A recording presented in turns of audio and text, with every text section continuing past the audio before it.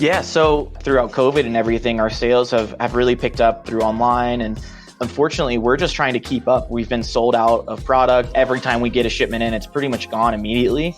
So expansion, we're trying to keep up. Just moved into a new 5,000 square foot warehouse. We're continuing to really push celebrity relationships. Expansion wise, really trying to get our name out there and work with these big brands in the cannabis industry.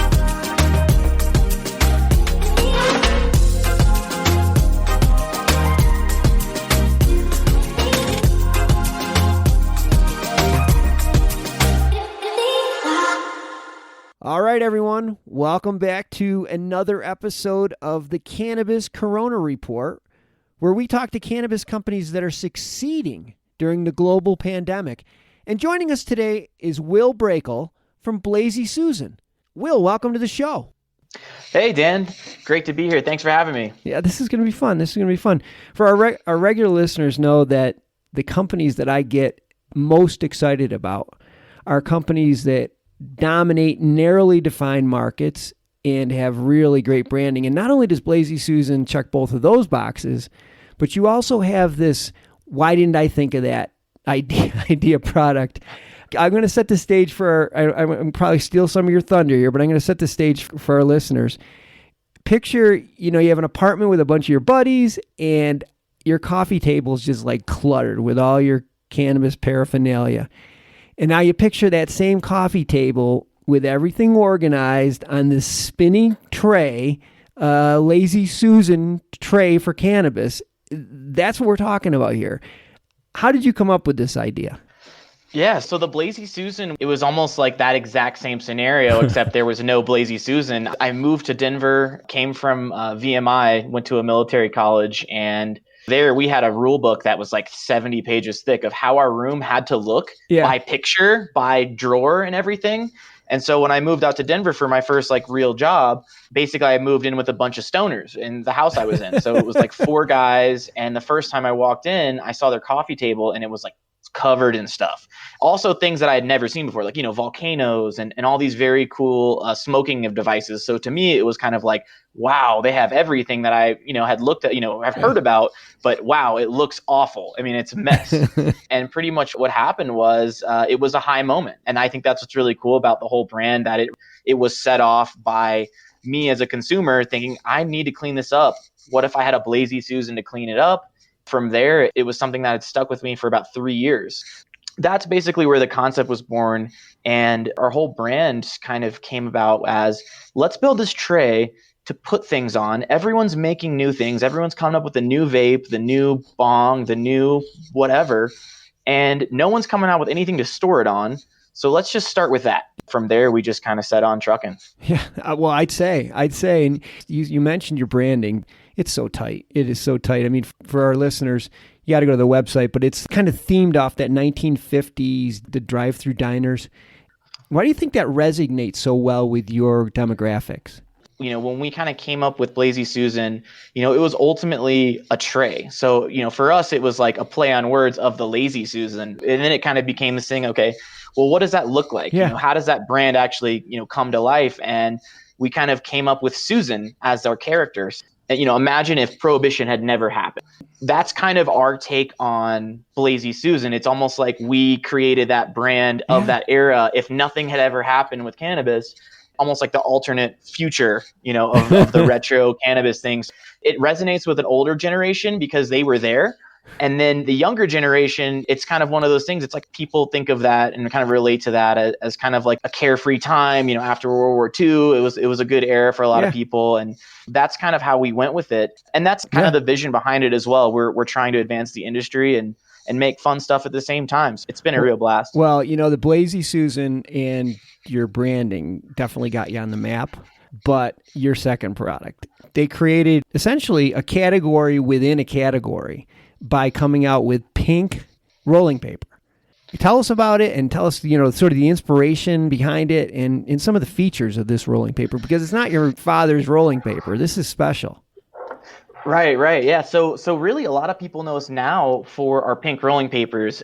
Again, it's kind of crazy how this happens. These ideas just sort of came to me and I just was thinking one day, I'm just like, why don't we make a pink rolling paper? there's not a rolling paper brand for women really out there. And that's where it all kind of started. Once we found the paper, we just started sending it out. I got 2 booklets of it, and I was taking them out sheet by sheet and just I was sending people like 2 sheets of rolling papers in an envelope. And basically what happened was we had crazy feedback. One of the other things about the paper is that we donate back to breast cancer. So my mother's a breast cancer survivor. Kind of as part of our vision, we want to advance the industry. Yeah. And giving back to the breast cancer, it's a way for us to kind of spread awareness and also really kind of offer that outlet for female smokers, because now we have distribution. When I first started, they're like, why should I carry your paper? You're not Raw. You're not Zigzag. Nobody knows who you are. And I just said, hey, if you guys have female customers, I think they would really like this product.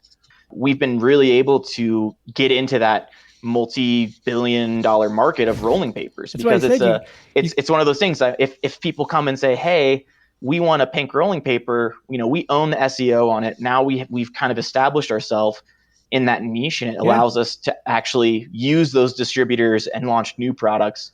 Whereas before they're not going to talk to me, because why would they? They already are selling other big brands. Well, that's why I said before. I mean, it's a category within a category. I mean, it's a gigantic category. You don't want to get the whole thing with one bite, but every time somebody lights up, they're advertising your product because they're like, what? What's that? Pink?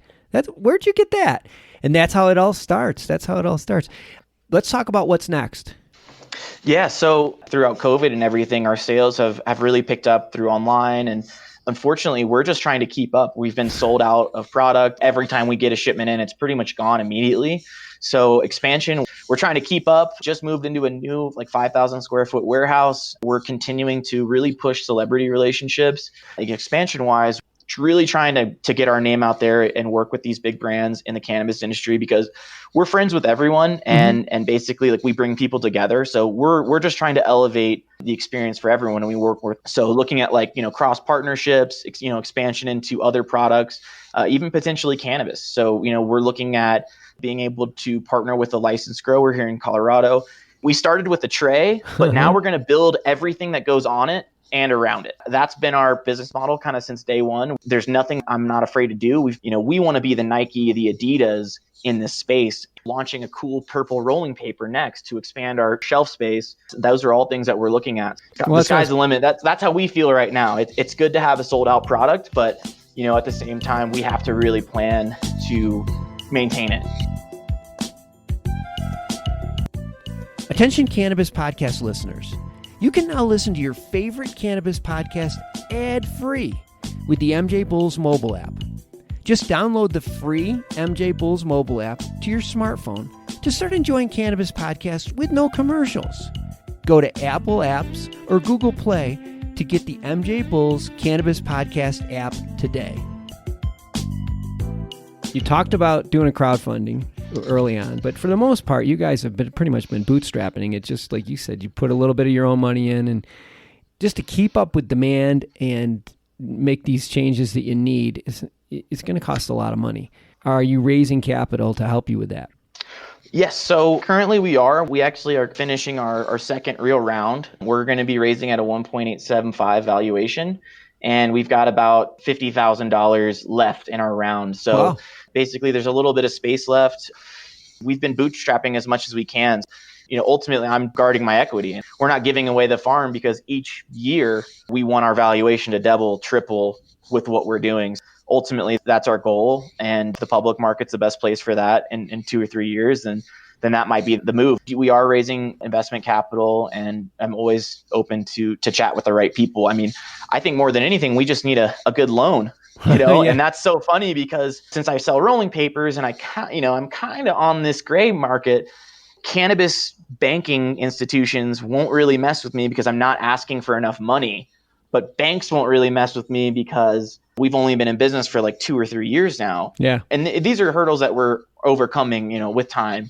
Ultimately, we have great margins on our product. We could grow our rolling paper business into several $1 million a year because of the margins we have. So we're priming that pump and trying to keep up with demand. And that's really kind of where we're at in our company. We have a warehouse, and now we need to fill it with product. And Yeah. I need to sell that warehouse 4 or 5 times a year, and we're going to get to that 7-figure mark, no problem. So yeah, we're going to have all of your information in the show notes, and Blazy-Susan's information in the show notes. So if somebody is, either interested in more information about maybe partnering up with these guys to license their Blazy-Susan trays, or if you're maybe interested in talking to them more about investing or loaning them money, just check out the show notes or go to mjbulls.com and you'll have the information there. Will, a lot more to talk about. We'll have to do this again. Great having you on the show, though. Yeah, thank you, Dan. Really appreciate your time, man.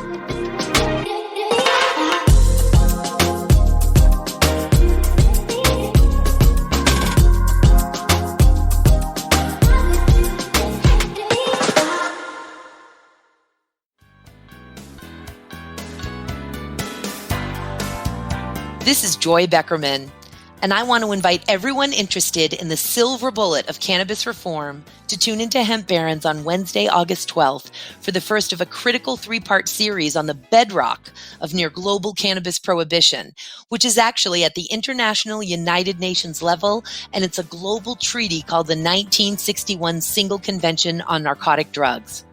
If you want to be empowered with this essential knowledge, listen on the MJ Bulls mobile app or wherever you listen to podcasts.